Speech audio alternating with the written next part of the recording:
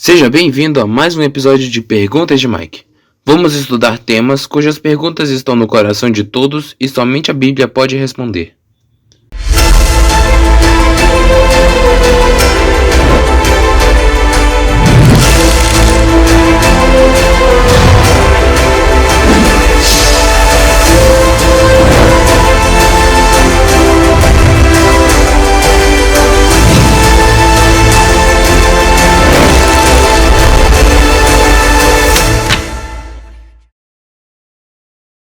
Episódio de hoje: Nosso pior inimigo. Mike é desbravador e hoje ele está participando do Campori Imunes como Jó, em Brasília. Ele e mais 5.000 adolescentes de 10 a 15 anos e seus líderes estão reunidos para uma programação super dinâmica. Acampados em barracas, cada clube com portais incríveis, se divertindo, cantando, participando de competições e muito mais. Uma das mensagens que ouviu no Campori sobre o que aconteceu com Jó intrigou muito a Mike. Como Jó sofreu, como ele perdeu tudo e continuou fiel a Deus. Naquele momento, ele estava sentado junto a tia Keila, sua líder, uma cristã que estuda muito a Bíblia e sempre está interessada no bem-estar dos meninos. Então ele aproveitou a oportunidade e começou a fazer as perguntas. Tia Keila, Jó foi muito tentado, não foi? O inimigo procurou prejudicá-lo de todas as formas, mas Deus não permitiu que fosse tirado da sua vida. Satanás é nosso pior inimigo, não é? Olha, é verdade. Mas presta atenção, muitas vezes nós mesmos somos os nossos próprios inimigos. A gente faz escolhas erradas e colhe o que plantamos. Mas na verdade, Satanás realmente é o nosso maior inimigo. Em Gênesis 3, você se lembra o que Deus disse a Satanás depois que Adão e Eva pecaram no Jardim do Éden? Lembro sim, tia. Ele disse à serpente, que era Satanás: Eu farei com que você e a mulher sejam inimigas uma da outra, e assim também serão inimigas a sua descendência e a descendência dela. Esta esmagará a sua cabeça e você picará o seu calcanhar. É uma peninha, né, Mike? Não era o desejo de Deus que o homem pecasse. Mas, infelizmente, Adão e Eva caíram em tentação diferente de outros mundos, não é? Adão e Eva caíram em tentação. E, desta maneira, a sua natureza se tornou má. E ficou em harmonia com a natureza de Satanás, uma natureza pecaminosa. O inimigo nunca está sossegado, exceto quando obtém simpatia e apoio, induzindo outros a seguir seu exemplo. Por esse motivo, os anjos decaídos e os homens ímpios se unem desesperadamente. Se Deus não tivesse intervido de maneira especial, Satanás e a humanidade teriam entrado em aliança contra o céu. E, em vez de alimentar inimizade contra Satanás, toda a família humana teria se unido em oposição a Deus. Satanás tentou o ser humano a pecar, assim como fizera com que os anjos se rebelassem para desse modo poder conseguir cooperação em sua luta contra o céu. Mas quando Satanás ouviu a declaração de que existiria inimizade entre ele e a mulher, e entre sua descendência e a descendência dela, compreendeu que seus esforços para depravar a natureza humana seriam interrompidos e que, de alguma forma, o ser humano seria habilitado a resistir ao seu poder. O que provoca a inimizade de Satanás contra a raça humana é o fato de que, por meio de Cristo, somos objeto do amor e da misericórdia de Deus. Cristo implanta no homem a inimizade contra Satanás. Sem esta graça que converte este poder renovador, o homem continuaria como servo, sempre pronto a executar as ordens dele. Mas este novo princípio que opera na pessoa gera conflito. O poder que Cristo dá habilita o homem a resistir ao tirano. A aborrecer o pecado em vez de amá-lo mostra a operação de algo que vem do alto. O antagonismo que existe entre Cristo e Satanás foi revelado de maneira clara em como Jesus foi recebido aqui. A pureza e a santidade de Cristo atraíram o ódio dos ímpios contra ele. Sua vida de renúncia era uma eterna reprovação a um povo orgulhoso. A mesma inimizade demonstrada para com o Mestre se manifesta também contra seus seguidores. Quem quer que resista à tentação, atrairá a ira de Satanás. Ele e Cristo não podem harmonizar-se. Todos quantos querem viver piedosamente em Cristo Jesus serão perseguidos. Os agentes do mal procuram enganar os seguidores de Cristo e desviá-los de sua fidelidade. Pervertem as Escrituras a fim de alcançar seu objetivo. Então, você sabe que Satanás é muito perspicaz. Você sabia que ele começou até a apontar o fato de que Adão e Eva tinham pecado para provar que Deus era injusto? E agora Deus havia tomado uma providência, né?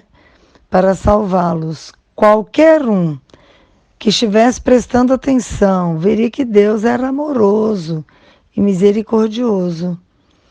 E isso fez com que Satanás odiasse ainda mais Deus.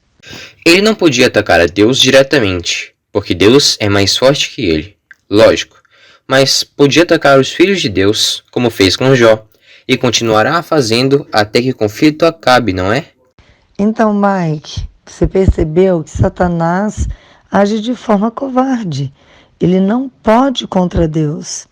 Então ele se volta contra a sua criatura, os seus filhos. Você se lembra do que Paulo diz em 2 Timóteo 3, 1, 2? Sim, lá diz que muitos serão egoístas, avarentos, orgulhosos, vaidosos, xingadores, ingratos, desobedientes aos seus pais e que não terão respeito pela religião.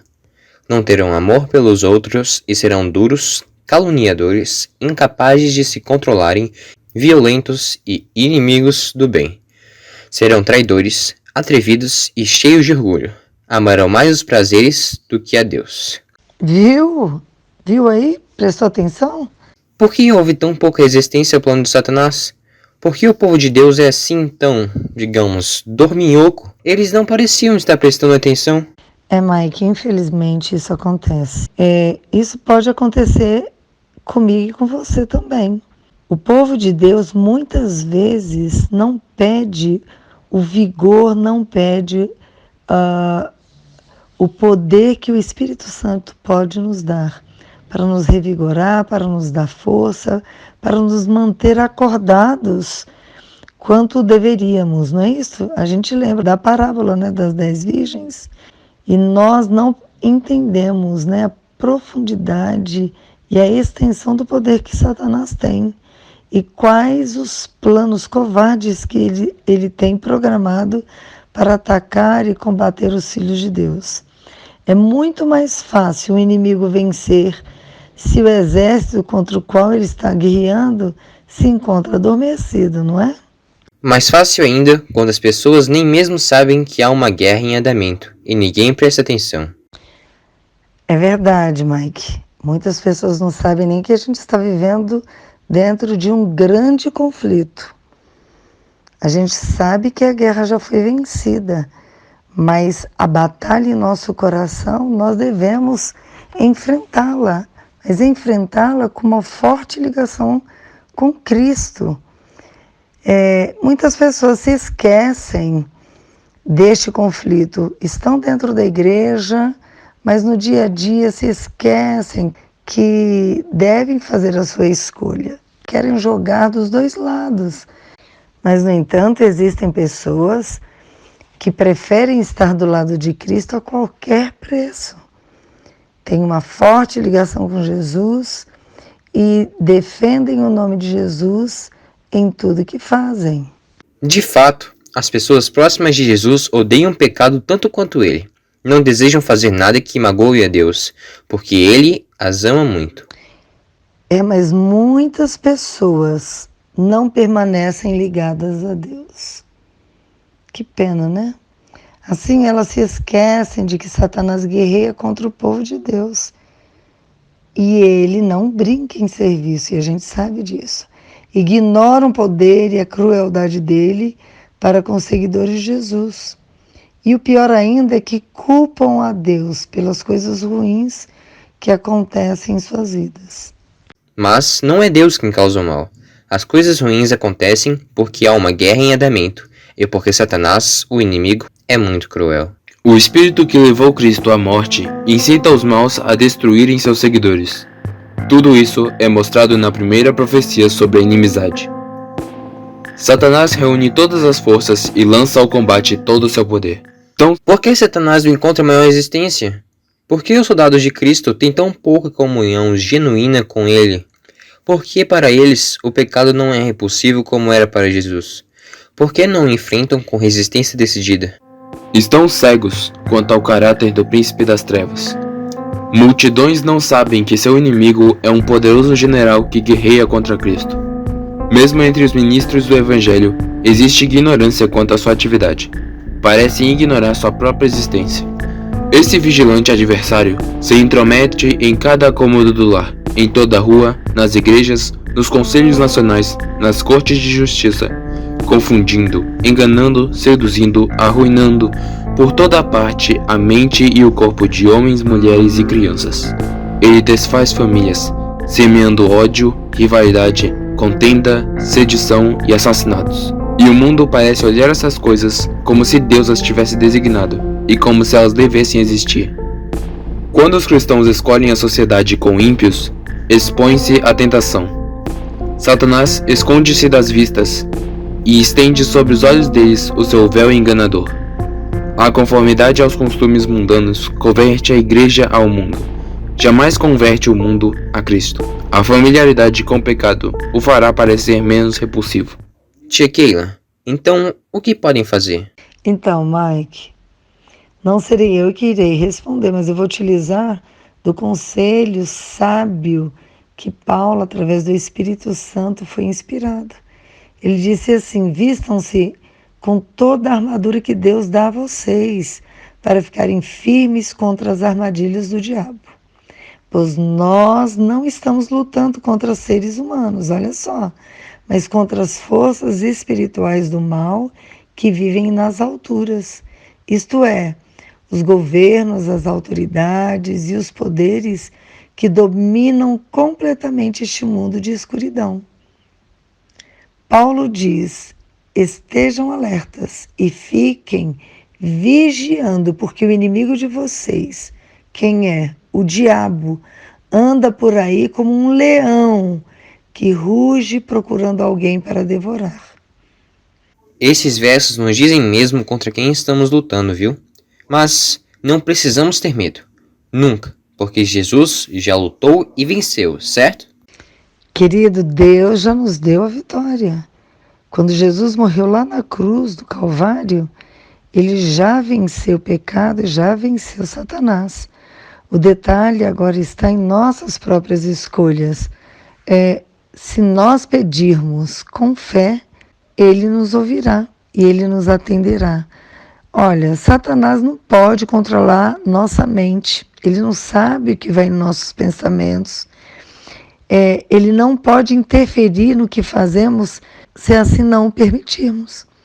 Ele pode nos afetar somente se a gente permitir que ele o faça. Ele pode incomodar-nos, mas não pode nos destruir. Pode nos ferir, mas nunca nos separará de Jesus. Ele já perdeu essa guerra, querido, mas ainda pode causar muitos transtornos até que Jesus volte para nos levar para o céu. Devemos estar muito atentos e acordados. Quando, no caminho do dever, somos levados à prova, podemos estar certos de que Deus nos protegerá. Mas se nos colocarmos sob tentação, mais cedo ou mais tarde cairemos. O tentador atua frequentemente com muito êxito por meio daqueles de quem menos se suspeita estarem sob seu controle. Talento e cultura são dons de Deus, mas quando estes afastam a pessoa de Deus, tornam-se um laço. Muitos homens de intelecto culto e maneiras agradáveis não passam muitas vezes de um instrumento político nas mãos de Satanás. Jamais nos esqueçamos da advertência que soa através dos séculos, chegando ao nosso tempo. Nosso grande inimigo está preparando hoje a sua última campanha. Todos os que seguem a Jesus estarão em conflito com esse adversário. Quanto mais o cristão imitar o modelo divino, tanto mais certo será um alvo para seus ataques. Ele assaltou a Cristo com suas mais cruéis e sutis tentações, porém, foi vencido em todos os conflitos. Aquelas vitórias nos tornam possível vencer. Cristo dará forças a todos os que a busquem. Sem o consentimento próprio, ninguém poderá ser vencido. O tentador não tem poder para governar a vontade ou forçar a pessoa a pecar. Pode causar angústia, mas não contaminação. O fato de Cristo ter vencido deve dar coragem a seus seguidores para combater na luta contra o pecado. Na programação de ontem à noite, ouvimos uma mensagem sobre o ser um verdadeiro cristão, sobre como devemos alimentar nossa mente com coisas boas. Foi muito interessante. Tudo a ver com o que estamos falando, tia. Me lembrei de uma ilustração que me contaram um dia. Fala que um velho índio falou ao seu neto sobre o combate que acontece dentro das pessoas. Ele disse que é uma batalha entre dois lobos, que vivem dentro de nós. O neto pensou nessa luta e perguntou ao avô, qual lobo vence? Então o velho índio respondeu, aquele que você alimenta. Isso aí. Eu acredito que você entendeu. É isso mesmo. Se a gente alimentar o lobo mau, a gente tem uma tendência do mal em fazer as coisas erradas. E quando a gente alimenta o lobo bom, o resultado é que podemos ser bem melhores. O segredo está na nossa vontade, em nossas decisões, em pedir ajuda e dependermos plenamente de Jesus. É como diz em Provérbios 4:23, sobre tudo o que se deve guardar, guarda o teu coração, porque dele procedem as saídas da vida, as entradas da alma. E o que devemos fazer para alimentar o lobo do bem na nossa vida? Então, Mike, tem um verso que nós, desbravadores, inclusive, temos que decorar, está lá escrito em Filipenses. Um verso que Paulo fala e apresenta uma resposta bem clara para essa pergunta. Você consegue imaginar? Você sabe qual é o verso? Esse eu sei de cor. Quanto ao mais, irmãos, tudo que é verdadeiro, tudo que é honesto, tudo que é justo, tudo que é puro, tudo que é amável e tudo que é de boa fama, se há alguma virtude e se há algum louvor, nisso pensai. O que temos colocado em nosso pensamento? Primeiro, devemos ocupar nosso tempo e pensamento com tudo que é verdadeiro, ou seja, tudo que é moral e espiritualmente sensato. Segundo, Paulo diz que devemos ocupar nosso tempo e pensamento com tudo que é respeitável, isso é, com tudo que é de bom caráter. Terceiro, guardamos as entradas da alma, ocupando nosso pensamento com ideias justas. Em outras palavras, devemos ocupar nossa mente com pensamentos puros, modestos e que estão acima de qualquer reprovação. Quarto, se quisermos guardar devidamente as entradas da alma, precisamos manter a pureza em todos os aspectos da vida, incluindo a sexualidade, os motivos e desejos. O cristão deve evitar e rejeitar tudo o que possa poluir sua mente e sua vida, levando-o a pecar. Quinto, precisamos ocupar nosso pensamento com o que é amável, ou seja, amigável, aceitável e agradável. Sexto, podemos guardar as entradas da alma praticando as coisas de boa fama, o que é sensato e que está em harmonia com o estilo de vida cristão. Sétimo, Paulo também diz que somente as coisas que possuem virtude ou excelência moral devem ocupar nossa mente. Oitavo, devemos ocupar nossa mente com pensamentos louváveis, isso é, aprováveis, positivos. Percebemos que precisamos viver de modo íntegro, sendo leais a Deus e a sua palavra, e todos devem vigiar os sentidos. Do contrário, Satanás alcançará a vitória sobre eles, pois os nossos sentidos são as avenidas da alma. Então, só há uma alternativa para obter a vitória. Devo me tornar fiel, guardando meus olhos, ouvidos e todos os sentidos, se quiser ter uma mente que agrade a Deus e impedir que pensamentos ruins sujem meu caráter. Então, Mike, o mais importante disto é entendermos que somos pequenos, somos fracos e devemos depender completamente da graça de Jesus.